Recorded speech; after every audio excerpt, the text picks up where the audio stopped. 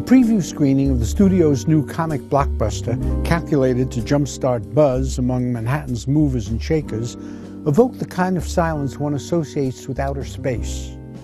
When the credits rolled, heralding the evaporation of 180 million smackaroos, the audience rose and shuffled toward the exits like the brethren en route to their factory in Fritz Lang's metropolis. While the assorted opinion makers regained consciousness in the cold air of Broadway, I found myself vis-a-vis none other than Nestor Grossnose, a porky nudnik I knew from our years frequenting the great wheat germ dispensaries of Sunset Boulevard. Grossnose was a Hollywood producer who had mastered the knack of creating insolvency from the most promising projects. Less vigilant fressers in our golden years, we now repaired to the Carnegie Deli to deconstruct some pickled meat and eviscerate what we'd just seen.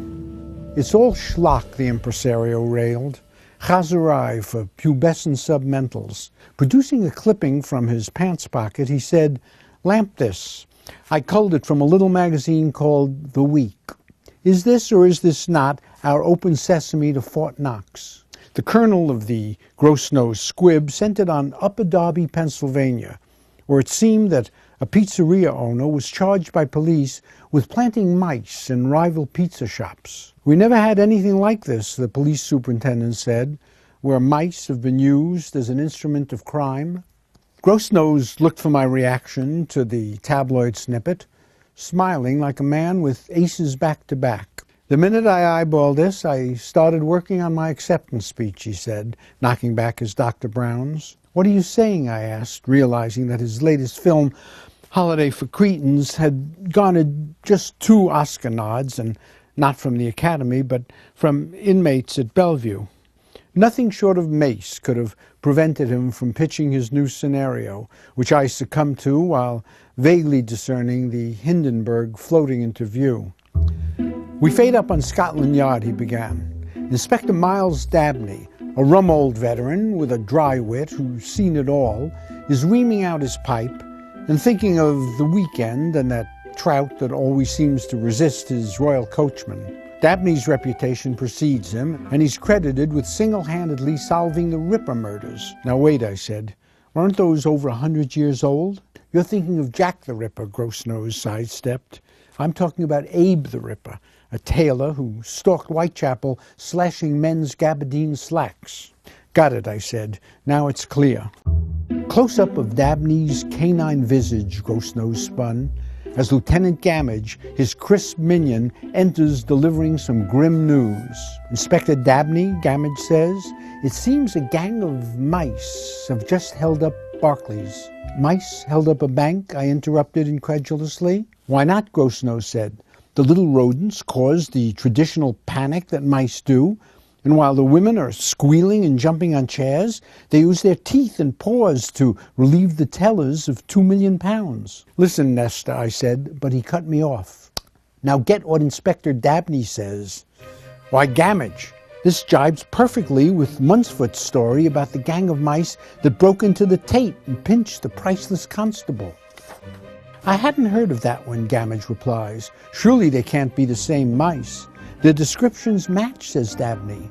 "Tiny white creatures, pink eyes, little tails. Seems a band of them entered the museum, climbed up the wall, and deftly removing the bucolic masterpiece, transported it on their collective backs out the front door without so much as a buyer leave.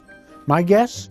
The lolly's highlighting some potentate's billiard room even as we munch our spotted dick." "But how?" I said. "I mean, apart from the physical impossibility, the intelligence required." "Aha!" Grossnose cried. "What I gave you was just the teaser. Musical sting, cut to flashback. A laboratory somewhere in Blackpool. Here, a group of dedicated scientists are performing cutting-edge experiments on mice in an effort to come up with a cure for baldness." "Baldness?" I fifed. "In mice, it's a big problem in the rodent world. It just doesn't get written about much.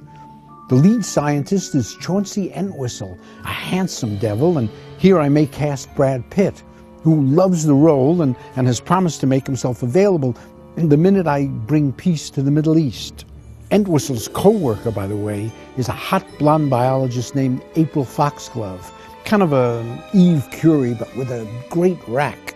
She wears a tight white lab coat, and when a mouse gets loose, she screams and hikes up her smock, revealing 2 long tan legs and the black bikini underwear she got as a gift from her peers for making the Nobel shortlist.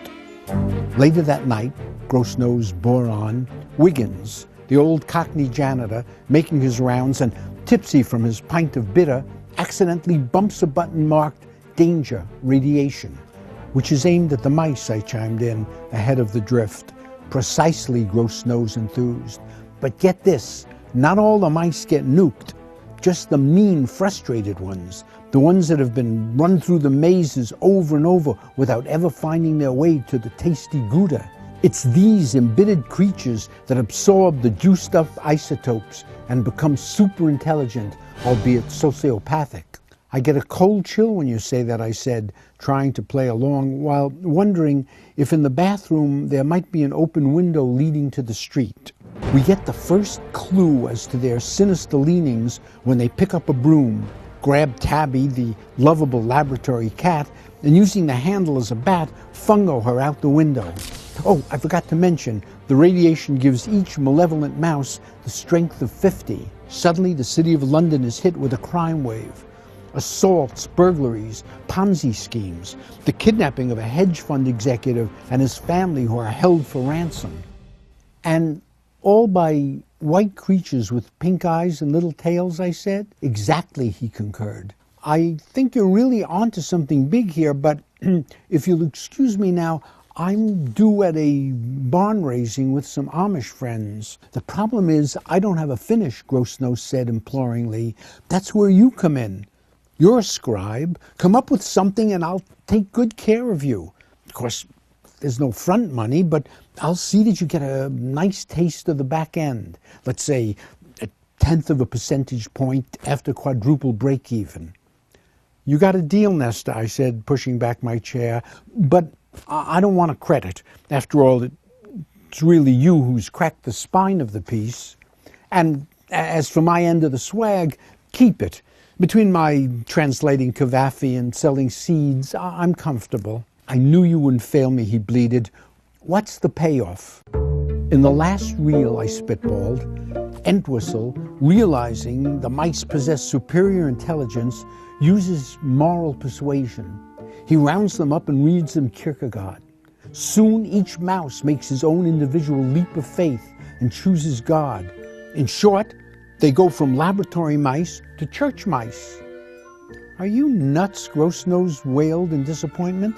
It's too intellectual. You and I know Kierkegaard, but you think the masses heard of some Greek who poisoned himself? Okay, I said, try this. Entwistle teaches them to ice skate. They become highly skilled at it, and they tour America with a show called Micecapades. For a finale, I see a long chorus line of skating rodents, banging mini tambourines and singing Waiting for the Robert E. Lee. I don't know if Gross-Nose bought my afflatus, but he did ask me if we changed the story from mice to midgets, maybe we could use bigger tambourines. As it turned out, the bathroom did have an open window, and after I dropped to 7th Avenue, it was home, 2 Ambien, and Betty by. But not before putting fresh cheese in all the traps.